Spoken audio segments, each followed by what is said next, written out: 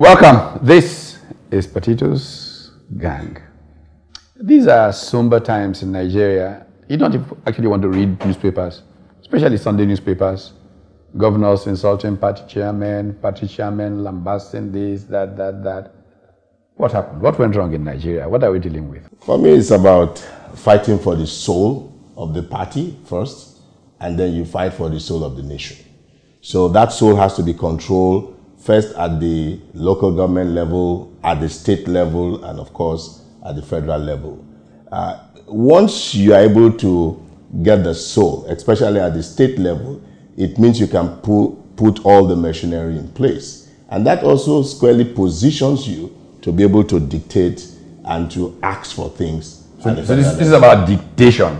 It is. Because it seems to me, and somebody put it very interestingly, that this is an emergence of fascism in Nigeria, totalitarian domination of others. Yeah. That there are people who are struggling to dominate the parties so they can dominate others. But obviously there are many more streams of things going on.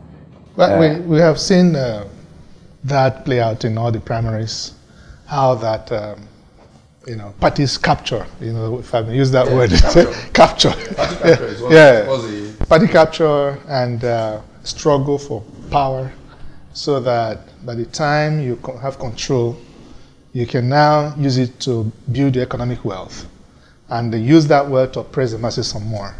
So the common good is not in anywhere in this whole party struggle. There is nothing about. In fact, Nigeria's major political problem is the party system that we run. Well, the political parties. Well, one of the things that have not been out there is people are trying to build a political dynasty. They want to have a succession after they have gone, somebody who would succeed them. And that is not a democratic process. There has to be a better way in which people need to be thrown up within the political environment, arrangement, than trying to have somebody who probably does not have what it takes, but because you want this person to succeed you are pushing him out there. And by so doing, you are destroying the foundation of political. But that's very interesting that you raised that point. And it's something I've myself talked about frequently in the past in different guises. For example, talked about term limits not just being enough. That nobody should receive a pay who's not a civil servant from government for more than 12 straight years. After 12 years, you must go away for at least 4 years, then come back if you think you have so much to offer. To go from local government chairman to commissioner to governor to senator and go back to somewhere and come back to senate, it just seems that you're suggesting that everybody else in the place is stupid. Prof, it's a way of preserving our wealth. We have acquired through the position that we've captured. Yes. So when I moved to Senate, I have immunity. I moved to House of Rep. By the time Senate have immunity. By the time in a way, you can use where you are exactly to protect yourself from queries from EFCC. Let's look at the system we are practicing. It is not uncommon to have somebody in the Senate for many years, and we have that in America.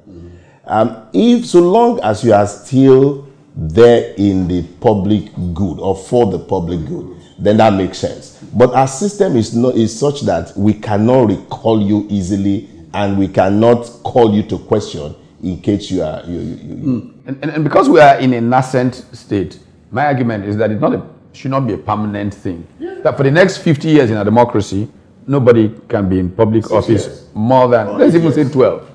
Let's even be very generous. He was governor for 8 years and maybe a senator for 1 term. Finish. You must go away for 4 years before you come back. 2, nobody must be succeeded by a relative. Your son, your son-in-law, your wife, and that kind of person should not be accepted. And any such thing. Nobody must. But we are all interrelated. I know. Going all the way to Adam. But still, we need to have a lot of those kinds of things to reduce this pressure for people to want to project themselves past when they are in office. Because, let's face it. It's kind of interesting you talked about United States, how people can actually stay in the Senate for quite some time. Yes, it's not uncommon. But there's a problem there. There's a problem the way we are trying to practice that. Most people that goes to Senate in the United States start from being a congressman, then they can work themselves, and most of them that are in the Senate stays there because they find it more, that's where they can actually project the country, or that's where they can actually refuge. So the difference is clear. I think there's a criminal enterprise going on among our so-called governors. Let me be precise about our governors. Because the criminal enterprise that we are beginning to witness is this, is that people actually feel that these have become their rights. Nobody from outside should come in. You must be appointed by them. Not knowing that power is transient. You stay, do what you need to do your mark, and move forward. Now, you cannot have, it will not be, it'll be difficult to do that because of the kind of system. Democracy we pretend to practice is sophisticated. There's a certain level of educational level or literacy level that you require for it to work. How many people understand what PVC means? They're selling their PVC. How many of them understand? They have not seen their councillors. You know, they just go and vote because it's a party, it's this. So it's more sophisticated. We need education, you know. And then there's also a certain level of literacy level you require to even grow your economy. Well, you see, so these are the things that we require. If you ask me, this system is not working. It should be crashed. We should evolve a system. No, we should evolve a system that is homegrown.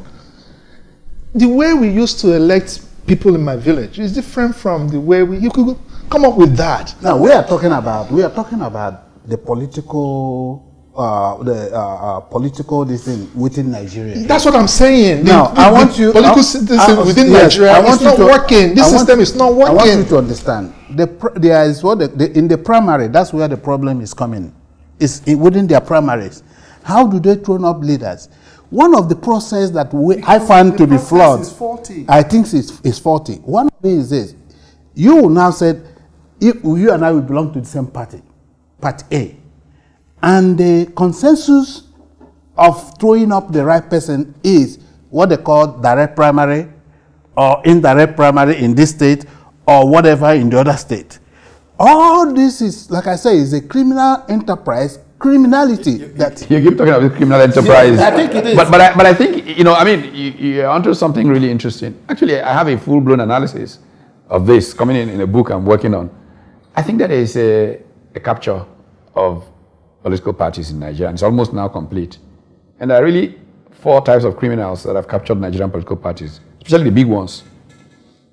They are the criminals, qua-criminal, pure criminals, who go in there, you know, I'm not joking, to use it to buy and sell public good. They are the ones who are the cult boys, because they manage to make the process such that they can frighten away normal people. Yes, they will then move in, and so they're the cult boys. They are the emerging fascists, the people who want totalitarian control over other people's lives, who see it, and they are the so-called godfathers, the original state capture champions, who, between these people, is emerging what could lead in this capture of political parties to an international community perception of Nigeria as a rogue state, where the people that come out of political parties into positions of state authority are really criminals and will become really a challenged country. And so this is a national security issue that we have to be dealing with, you know, at this point. You know, Pat, the major issue for me, it's not so much focusing on those capturing the parties. It's about the people. When you have people that are hungry and that very small amount of money or little inducement can capture them, and then you put non-education on top of that, not knowing their rights and everything, then it makes this a lot easier. Yeah. Well, let's take a break. Hear from those people out there to find out if this process of capture is something that we can manage to, well, save ourselves from. And then we can take it from there. When the government is saying that way, it will be reduced. We don't want people that are just striving to get there. The average Nigerian politician is egocentrical. Egocentrical in the sense that whatsoever he fights for is not fighting for the good of Nigerians, but fighting for himself and what will benefit him. So I would say I'm really not bothered about the disarray because they're fighting for themselves. But then I would like the average Nigerian, the majority, to actually capitalize on this and be involved in the electioneering process to actually better themselves. From my view, it has been a norm since things have been happening. Because whenever we are approaching election, things like this have always been happening. There's always been problems and everything. But I think we are not getting to an era that people are already understanding what the game is like. So I just want everybody to just realize that since we are becoming more mature, we are no longer as gullible as we used to be. The reason why we should have problems with parties, everybody should just have a common goal. We should just work towards making our country a better place. Instead of focusing on the problems that we have with parties, we just focus on how Nigeria will be a better place. So this is the pedagogy of the determined. Our teaching approach in CVL is to ask everybody who has come to learn something about leadership to ask themselves what kind of world, what kind of company, what kind of society they'd like to see, and what kind of knowledge will equip them to provide the kind of sacrificial giving of self for the good of others that will lead to the synergy that will enable them get to that destination. So this is the very base model of how we teach leadership at the CVL. The bane of the crisis in our economy is lack of positive leadership. CVL is working assiduously to impact other stakeholders to ensure that we get the leadership question right. Leadership affects every aspect of our lives, from our homes to our places of work to our society as a whole. What is special about CVL Leadership Management Training? Our focus is solely on leadership and how it helps performance. Our unique selling point is based on our teaching method for 3 levels of staff in organizations. We encourage you to register your employees for one of our training programs today.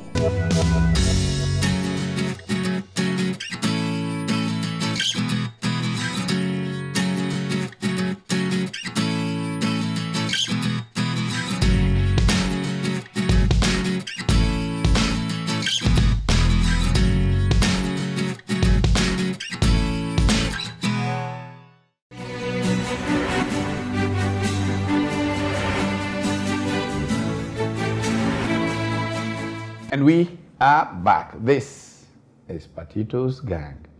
We're talking about political parties in disarray.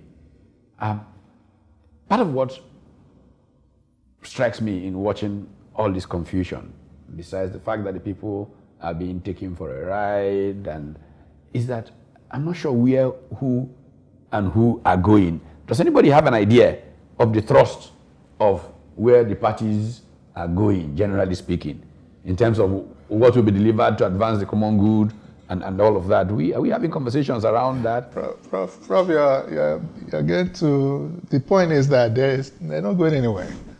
The major thing is the struggle for power. It did not start today. It started before independence. Not just in Nigeria, but Africa as a whole. And once you capture the power, like that song that we used to dance those days, now that you found love, what are you going to do with it? Now that you have power, what are you going to do with the power? That's the major thing. They capture it, they're confused, they don't know what to do. There's nothing, they don't want to do any good to any citizen. You see, we are talking about this. The rest of Africa is changing. Yeah. That's the reality. People, yes, they get there with whichever way, but we are beginning to see pockets of development in a consistent way across, Africa. Go to Rwanda. Go to Rwanda, you go to Kenya, you see even in Ghana, things are happening. And the so-called giant of Africa, by the time the giant wakes up, is no bigger than a rat. That is the reality. And so we need to do something very quickly. We need to begin to focus on issues of development, issues that will bring our people from poverty to prosperity. In the recent NESG that was done a few weeks ago, that was the focus. But I still did not see serious intellectual discourse between the private sector and the public sector. I see a lot of shying away from the position of the public sector. Yes, they will tell you what they are doing, but all these things need to be put through rigorous process. It is out of that rigorous process that comes out what we do. We are on the same side. We are not on opposite side. That is the message that needs to get out there. Okay. And again, you mentioned development. Ask any state governor. There's a study, or there was a study done by a small business enterprise agency in Abuja that identified in every local government some factor endowments. Yes. Yeah. And a state government can pick it up. All up. It's called all up. Build a cluster of industries. Let it be that advantage you have. Develop it. And then move on. The triumph of politics. Yes. The desperate desire to corner power so that it can be used for personal aggrandizement is preventing power from being used for progress of society. Can we continue like this? Because it is, I can see anarchy coming from what's going on in Nigeria. I think one of the things we also need to look at is how do we actually throw up our leaders? The process in which, or the foundation in which these political parties are built are faulty to start with, ab initio. Having said that, I'm also of opinion that our country, we haven't learned from what the outside world called democracy. We are having our own brand of democracy that is not even workable within our own selves. That is why each time we gather together to talk about something, either as a political party or whatever, you see infighting between I differ slightly, and again, it's a system. It doesn't have to be exactly democracy the way we know it. Let's take the Chinese example. It is almost impossible for you to get to the level of presidency if you have not been tested at different lower levels of governance. This is very important. And that is where it may be called selective appointment. I don't know what you want to call it, but you will have proven yourself before going to the next level, before going to the level. Now, in the same vein, if you look at other countries, we have benevolent. The real object of political parties is the recruitment of those and socialization, development of people into the values of those party, capacity to do things, and you're then exposed at different levels. You are Barack Obama, you start as a community organizer, you do this, you do that. One day you're in the Senate, one day you're president. I like this thing about values that you talked about. Again, in the time of Lin Kuan Yew. For me, this guy is a benevolent dictator. But he has values. And he has aspiration for the country. And so within that framework, that worked very well. And then people will rally around you because they can see development. I still don't believe that we run a democracy. What we run, to me, I call it the plutocracy. Government of the rich, by the rich and for the rich. That really the rich? I think it's the government of politicians for politicians by politicians. Because it came up, look at, Prof, how much do you cough out just to pay for nomination, this thing? How many people can afford that?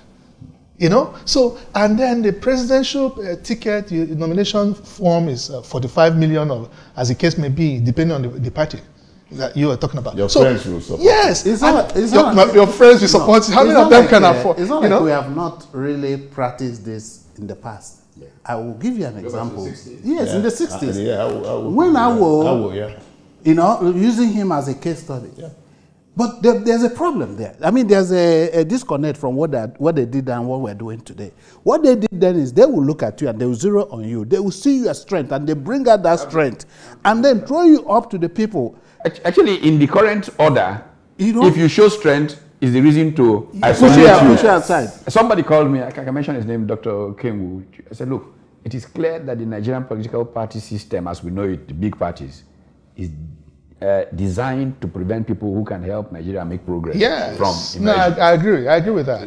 I agree with that because I don't, you know, because it was Amit Kalantari that said that a system fails when people with authority don't have ability, and when people with ability don't have authority.